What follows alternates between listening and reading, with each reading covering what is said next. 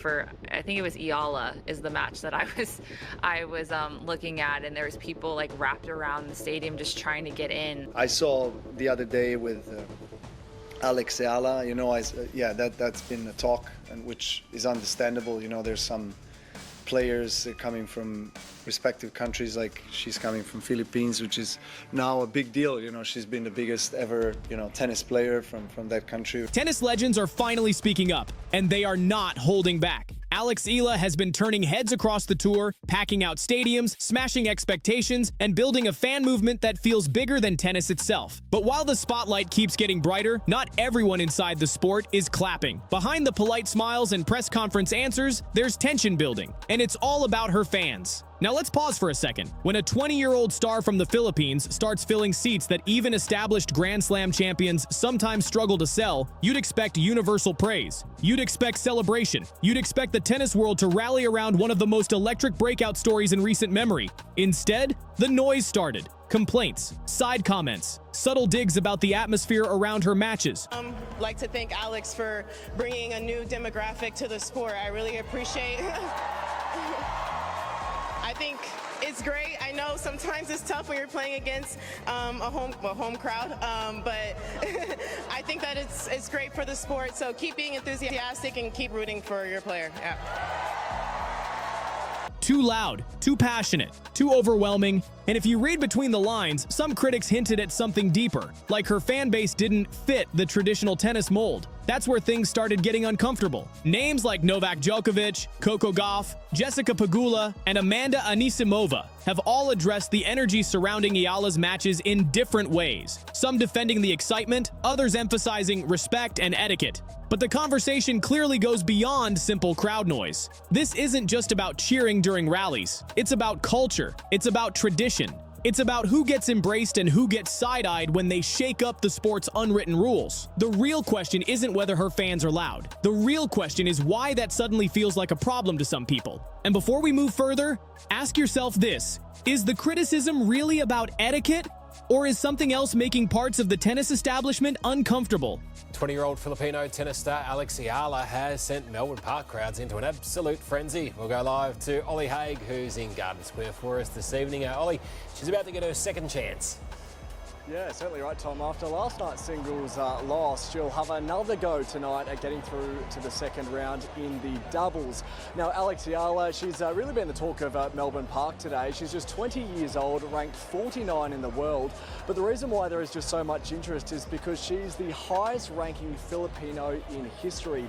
And if yesterday's crowds were anything to go by, we can expect it's going to be another chock-a-block night here at Melbourne Park tonight. We saw she was given a special security escort to Court 6 last night. There were thousands of Filipinos who tried to get a glimpse of the star on Court 6. Hundreds didn't manage to get. Drop your thoughts below and let's talk about it. Let's break this down properly because this story is way bigger than a flashy headline. January 19th, 2026. Melbourne Park, Australian Open, first Monday day session. The official attendance, 68,687 fans. That's not just a solid number. That's the highest ever recorded for that session in tournament history. The previous record was 59,621 set in 2025. Like to thank Alex for bringing a new demographic to the sport. I really appreciate I think it's great. I know sometimes it's tough when you're playing against a home crowd, but I think that it's great for the sport. So keep being enthusiastic and keep rooting for your player. Yeah. They didn't just edge past it, they crushed it by nearly 10,000 people. And right at the center of that surge, Alex Eala, a 20-year-old Filipino star making her first main draw appearance at the Australian Open. Philippine flags were everywhere. Filipino Australians showed up in full force. The energy inside Melbourne Park felt different, louder, prouder, electric. The roar from her match reportedly echoed beyond the outer courts. It didn't feel like a regular early round match. It felt like an event.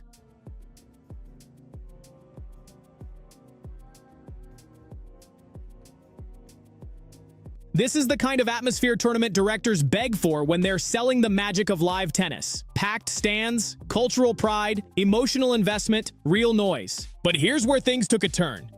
Eala was scheduled on Court 6. Court 6, not Rod Laver Arena, not Margaret Court Arena, not even John Cain Arena. A smaller outside court, and it overflowed. Fans stacked shoulder to shoulder, walkways jammed, security trying to manage the surge. Suddenly, the conversation wasn't, look at this breakthrough moment for the sport. Instead, it shifted. Some voices inside the tennis world started questioning the crowd. Too loud, too intense, too disruptive. I saw the other day with Alex Eala, that's been a talk, and which is understandable. There's some players coming from respective countries, like she's coming from Philippines, which is now a big deal. She's been the biggest ever, tennis player from that country, which is a big country, and there's big interest.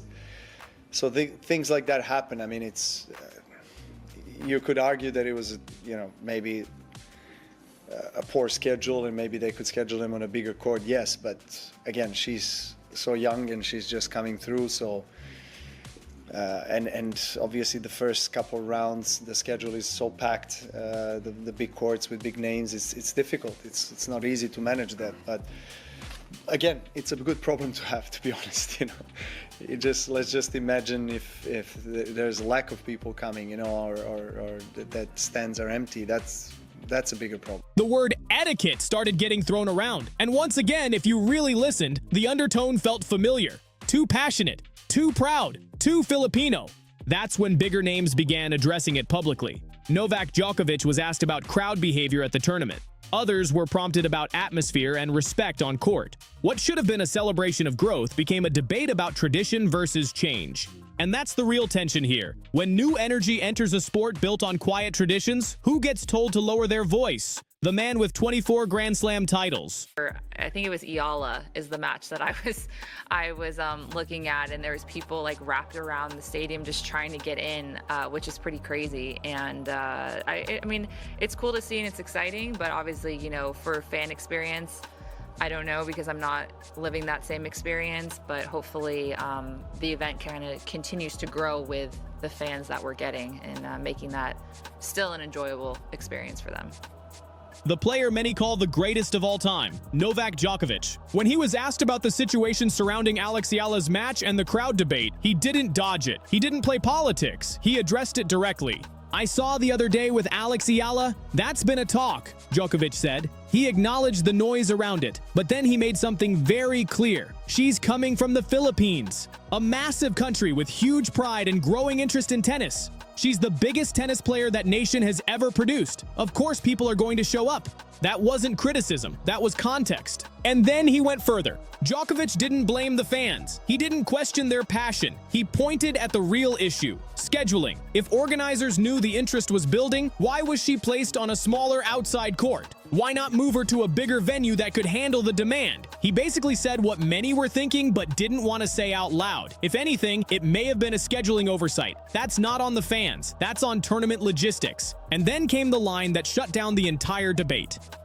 It's a good problem to have, Djokovic said. Imagine if the stands were empty. That's a bigger problem. This is great. Read that again. One of the most accomplished players in tennis history just made it clear. Packed stands are not a crisis. They're a blessing. For years, the sport has worried about declining attendance, aging audiences, and struggling ticket sales for early round matches. Then a 20-year-old from the Philippines walks in and brings nearly 10,000 extra people through the gates. And suddenly it's too much?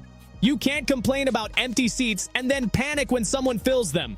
Now fast forward a few weeks. The story doesn't stop in Melbourne. Alex Eala heads to the Dubai Tennis Championships, and the wave follows her. More attention, more buzz, more eyes on every match. She pushes all the way to the quarterfinals before running into Coco Gauff. The scoreline, 6-0, 6-2. On paper, it looks brutal, a tough reality check. But here's what that score doesn't show. The attention didn't fade. The cameras stayed locked in. The crowd energy stayed high. Win or lose, the movement didn't disappear.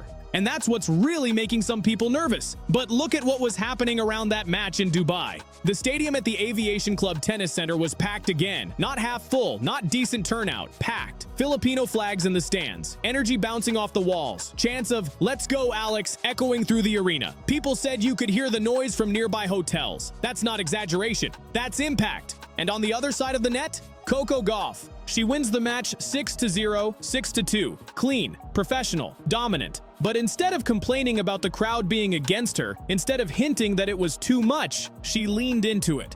"I know you were mostly supporting Alex, but I have to say it's great to be on a crowded court," Gauff said after the match. That's maturity. And she didn't stop there. Gauff actually thanked Alex Eala, thanked her for bringing new fans into the sport, thanked her for attracting a new demographic, for filling seats, for creating noise, for making tennis feel alive. "I'd like to thank Alex for bringing a new demographic to the sport. I really appreciate it. I think it's great," she said. Then she addressed the elephant in the room. Yes, it's tough playing against what feels like a home crowd. Yes, most of the cheers were for Eala, but instead of framing it as disrespectful, she called it good for tennis. "Keep being enthusiastic and keep rooting for your player." And then came the quote that stole the whole tournament. "Whenever you guys were cheering for Alex, I was pretending that it was my name, and I think that helped me a lot." That's elite mindset. World number 2. Coco Gauff laughing, adapting, and even using Filipino fan energy as fuel, while somewhere else, critics were typing up complaints about etiquette and tradition. You really can't script this better. One side sees a threat to old-school norms. The other sees growth, diversity, and global expansion. And when top players like Djokovic and Gauff are publicly saying this is good for the sport, it forces the question: who exactly is still upset and why? Now here's where things get even more interesting, because when Jessica Pegula speaks on this, people listen. Pegula isn't some outsider commenting from afar. She has history with Alex Eala. She was the one who ended Eala's breakout run at the Miami Open last year, the tournament that truly launched Alex onto the global stage. And let's not forget what Eala did in Miami. She took down major names, big champions, established stars. Match after match, she kept shocking the draw. The run built momentum fast. By the time she reached the later rounds, the buzz wasn't small anymore. It was global. Then came Pegula. And here's the twist. Pegula is from the United States. Miami felt like it should have been comfortable territory, home energy, home support. But during that run, the crowd wasn't neutral. They weren't quietly respectful. They were loud for Eala. Pegula suddenly found herself cast as the villain in a tournament that should have felt familiar. She heard the chants. She felt the shift. She knows exactly what that atmosphere is like when thousands are backing the other side. So when Pegula talks about the Eala fan movement, she's speaking from experience. And what did she say? Alex is amazing. She praised the way Eala has packed stadiums. She highlighted how strongly her country supports her. She called it special. She even described Eala as a role model and complimented how she handles pressure. Then she reflected on Dubai, mentioning how you could hear the crowd roaring from nearby hotels at night. And her word for it, incredible. Not disruptive. Not disrespectful, not inappropriate, incredible. Think about that for a second. This is a player who had her own crowd energy flipped against her, and she's still saying it's great for the sport. That's perspective. And it didn't stop there. Amanda Anisimova also addressed the topic during Dubai. Her comment was short, but it carried weight. She said Eala is such a good representation of her country. That line matters more than people realize, because quietly, there has been a narrative floating around, subtle but present, that maybe the fan intensity is too much, that maybe it doesn't fit tennis culture, that maybe it clashes with the sport's traditional, reserved country club atmosphere. But when respected players publicly frame it as pride, representation, and growth, that narrative starts to lose oxygen. So here's the real tension. If the athletes themselves are embracing the energy, if the stadiums are full, if attendance records are being broken, then who exactly is still uncomfortable? And what are they really reacting to? Tennis crowds have a reputation. Quiet during points, polite applause, a quick clap between rallies. If someone makes noise at the wrong moment, they get shushed instantly. There's an unwritten code, a decorum that traces back decades. Very European roots, very elite origins, very particular traditions about how a match is supposed to feel. Now drop thousands of loud, proud, flag-waving Filipino fans into that setting. They're chanting, they're reacting emotionally, they're treating a tennis match with the same energy you'd see at a basketball arena or a boxing night. They're invested, they're expressive, they're visible, and suddenly some people feel uncomfortable. But let's be honest, is that discomfort really about decibel levels? Because when you strip away the polite language about sportsmanship and etiquette, what's left? The claim that Filipino fans are too loud, too passionate, too present, that they care too much, that their enthusiasm somehow disrupts the purity of the sport. Think about how that sounds. Tennis has been fighting real problems for years. Declining viewership, aging audiences, empty outer courts at early round matches. Tournament organizers constantly talk about growing the game, reaching new markets, expanding globally. Then Alex Eala shows up, and suddenly, those outer courts aren't empty anymore. They're overflowing, not just at one event, not just once, multiple tournaments, different countries. The pattern is consistent. That's not a crisis, that's growth. Yet instead of universally celebrating that surge, part of the tennis conversation frames it like it's an inconvenience, like it's something to manage rather than something to embrace. And through all of it, Eala herself hasn't fueled any drama. After her first-round loss at the Australian Open to Alicia Parks, she was asked about the pressure, about the overwhelming support, about carrying the hopes of an entire nation. That's a heavy weight for a 20-year-old. Her response? I'm big on compartmentalizing. Right before or during the match is not the time to look at the big picture.